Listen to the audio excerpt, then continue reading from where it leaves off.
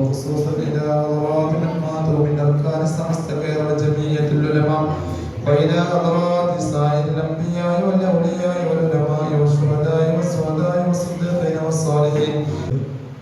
SLCയുടെയും plus ടുവിൻ്റെയൊക്കെ പേര് പറഞ്ഞ് മദ്രസകളിലൊക്കെ തന്നെയും ഒഴിവായി പോകുമ്പോൾ നമ്മുടെ മദ്രസയിലെ കുട്ടികളൊക്കെ തന്നെയും മദ്രസ പഠനത്തോടൊപ്പം തന്നെ സന്തോഷം നമ്മളുടെ പങ്കുവെക്കുകയാണ്.